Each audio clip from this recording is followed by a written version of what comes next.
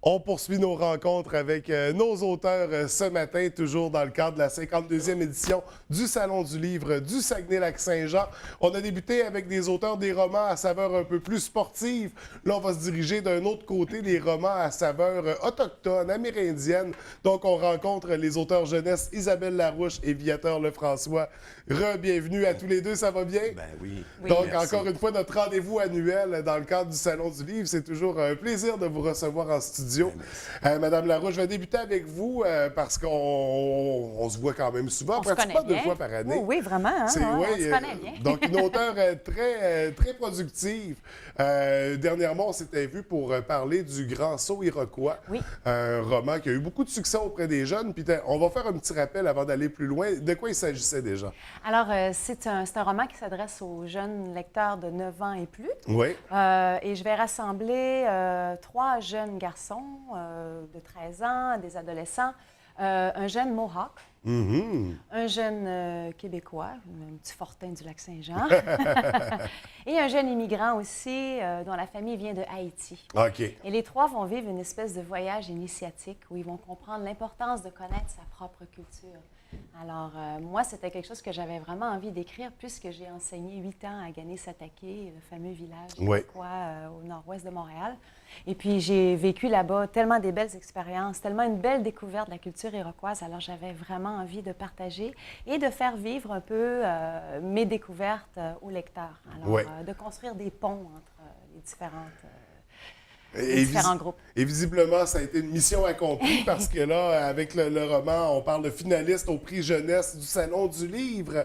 Donc, un bel honneur, une belle mention. Comment tu as réagi à cette nouvelle-là? Ah, bien, j'étais tellement heureuse, c'est sûr, hein, parce que c'est... D'ailleurs, quand j'écrivais le roman, je savais que j'avais tellement mis mon cœur là-dedans, mais j'avais l'impression que j'allais être capable de toucher les lecteurs. Il me semblait que je l'avais, là, tu sais, là, je me disais, là, il se passe de quoi.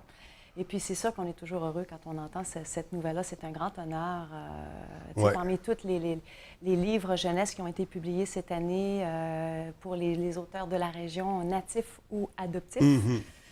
Alors, vraiment, on est toujours très contents quand ça nous arrive. Hein. C'est un bel honneur. Donc, c'est en fin de semaine qu'on connaîtra les résultats, mais finalistes.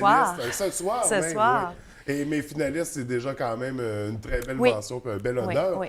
Également, on présente le 8e tome de la série Shawinigan et Shipshaw. Le 7e. Le 7e. Le 8e, c'est l'année prochaine. Oui. On va pleurer l'année prochaine. Ça va être le dernier? Oui, ça va être le dernier. OK. Alors, on va clore la série à ce moment-là. Donc, il y a beaucoup de séries qui vont se clore l'année prochaine, visiblement aux éditions du Phénix. Oui. Malheureusement aussi. Shawinigan et Shipshaw, donc l'aventure des 2 chats. Où est-ce qu'on s'en va? Parce que là, c'est l'abominable chat des neiges. Où est-ce qu'on va avec ça? Bien, écoutez, on s'en va dans le Grand Nord. On s'en va au Nunavik. Imaginez-vous donc. Moi, j'ai aussi enseigné là-bas au Nunavik. Alors, j'avais vraiment envie de faire voyager mes lecteurs dans ces contrées enneigées. Et j'ai eu la chance, ou la malchance, tout dépend de quel sens, de rencontrer l'abominable chat des neiges. Oui. Vous pouvez déjà imaginer qu'il n'y a pas beaucoup de chats dans le Grand Nord. On entend beaucoup parler des chiens de traîneau, puis c'est pas des chiens qu'on va caresser, cajoler, là. C'est des chiens qui sont habitués de travailler fort, tout ça, ils vivent dehors, sont assez... Et il y a eu un enseignant qui avait amené un chat angora qui n'a jamais été brossé de sa vie.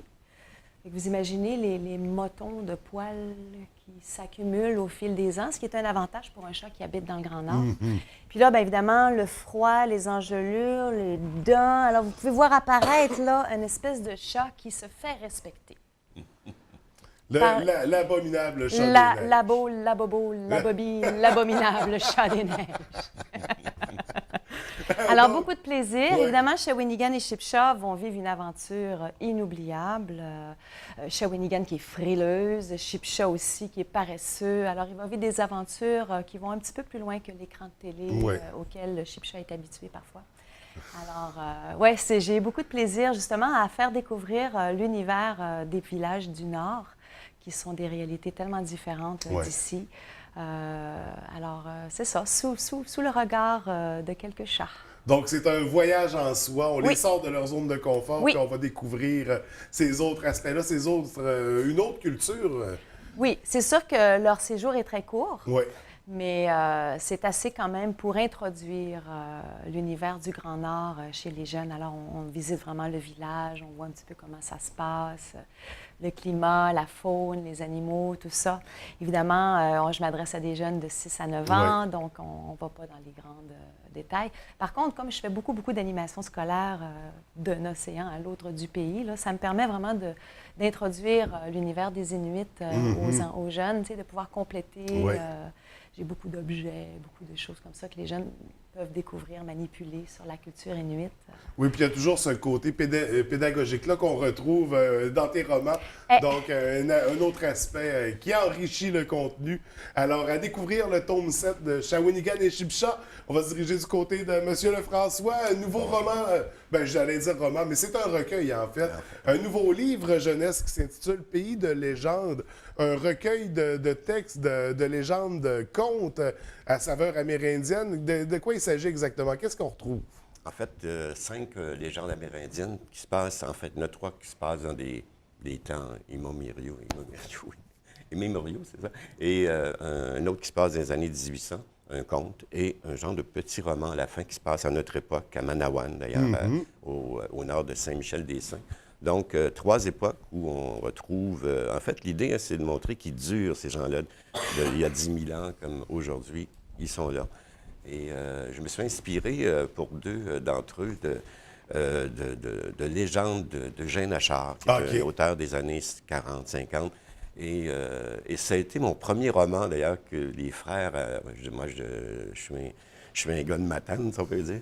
Et les frères me donnaient des livres. Et le premier roman qu'ils m'ont donné, c'est un livre de légendes amérindiennes de Jean Achard. Et curieusement, je l'ai encore. Un jour, je l'ai redécouvert. Il est dans un sac de plastique parce qu'il s'effrite naturellement. Ça fait une 60aine d'années. Ça ne rajeunit pas, mais c'est ça. Est-ce que c'est le livre qui vous a initié à la littérature? En fait, oui. Oui, absolument. Comme roman, c'était le premier roman. Et j'ai toujours eu un attachement, comme Gaspésien aussi, beaucoup de nos familles ont des descendances amérindiennes. La famille des Bouchards de la Gaspésie, nous, c'était... et mes tantes étaient des belles Indiennes, je peux vous dire, de très, très jolies femmes. Et ça m'a toujours resté... Et finalement, j'ai dit... Et dans mes romans, il y en a certains... Dans mes premiers, qui est aussi sur la Côte-Nord qui se passe, qui est de l'amitié. Hein. C'est toujours l'amitié entre deux peuples. Et ça, j'aime ça, cette dynamique-là. Et là, là, c'est vraiment de l'amérindien. Par exemple, le premier, c'est le loup qui envie qui voudrait être un humain. Hein? Mais sauf que l'herbe est toujours plus verte sur le terrain. Donc, finalement, les sorciers, la sorcellerie, tout ça, fait partie, c'est du fantastique la plupart du temps, des légendes amérindiennes. L'autre, c'est le bon et le mauvais sorcier qui s'affrontent. Alors, ça aussi, c'est intéressant. C'est des thèmes... en fait, ce sont des histoires qui ont 10 000 ans, si on peut dire, mais le bon et le mauvais, c'est de tout temps. Hein? Celle que je vais faire sur scène, dans les écoles, dans les salons du livre, c'est justement avec ma canne de sorcier. La canne de conteur. Oui, exactement, que j'ai fabriqué avec mon petit-fils et tout ça. Donc, l'idée, c'est d'attirer l'attention, naturellement. Mais c'est, en fait, c'est le désert, carrément. La tribu elle marche depuis 12 lunes dans l'ouest, sur des plaines désertiques, mais une terre qui était... Et les bisons sont disparus.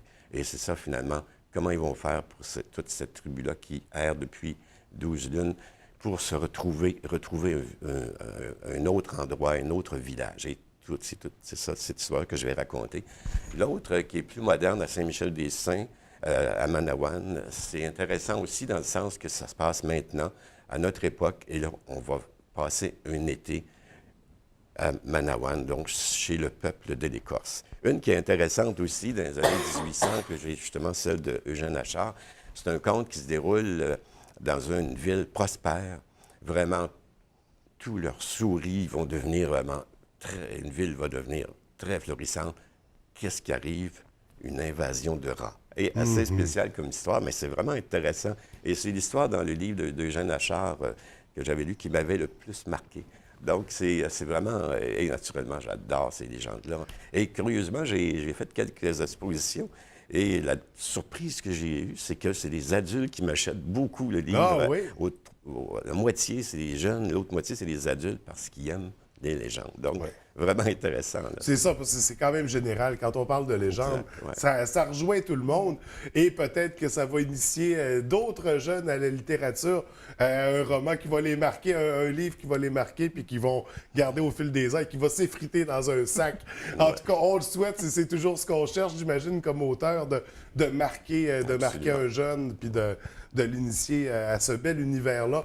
Donc, les tout derniers romans, livres à découvrir pour les deux. Vous serez bien sûr également au Salon du Livre. On a parlé de la table numéro 15. Numéro 15, donc les éditions qui du est, Phénix. Ce qui est à noter, Isabelle et moi, c'est que ça fait la 11e fois qu'on vient au salon ensemble. Parce qu'on était les deux premiers auteurs de la Maison Phénix, donc dans sa collection. Elle est dans le numéro 1 avec le chat, Shawinigan et le chat. Et moi, je suis avec le Quetzal sacré, avec le numéro 1 de la collection aussi des 9 à 12 ans. Là. Donc, c'est un peu pour ça que je pense qu'ils ont pensé. Là. Puis, puis on a un intérêt chez les Amérindiens tous aussi. les deux, Oui. D'ailleurs, ça paraît nécessairement dans votre littérature. Qu'est-ce qu'on a à surveiller au fil de la prochaine année? On a parlé du dernier tome de Shawinigan et Chipcha. Oui, c'est sûr que lui, il sera en préparation, évidemment. Ensuite, je suis en train de travailler sur le 3e, sur ma série sur les Premières Nations. J'ai l'ambition d'écrire un roman pour chacune des 11 nations autochtones du Québec. J'ai déjà parlé des Inuits du Lac-Saint-Jean, les Iroquois, et là, je suis avec les Mi'kmaq. Alors, je suis sur le point de terminer la rédaction du roman. Alors, j'espère bien pouvoir vous le présenter l'année prochaine. On le souhaite également. De votre côté, M. Lefrançois, qu'est-ce qu'on a à surveiller au fil de la prochaine année? J'ai présenté un roman historique encore à l'éditrice. C'est, je ne peux pas dire qui, mais c'est un grand explorateur qui arrive ici. Donc, on garde le mystère autour de absolument, ça. Oui, il faut. C'est parce que la liste est courte, là, quand même des explorateurs qui sont arrivés ici. Oui. Donc, on va garder du suspense pour notre prochaine rencontre. Écoutez, merci à tous les deux. On vous souhaite une belle 52e édition du Salon du Livre. Puis, on se revoit l'an prochain. Oui, c'est un rendez-vous. C'est pour vous enchanter, pour revenir sur. Yes! Merci, bonne journée. Merci beaucoup.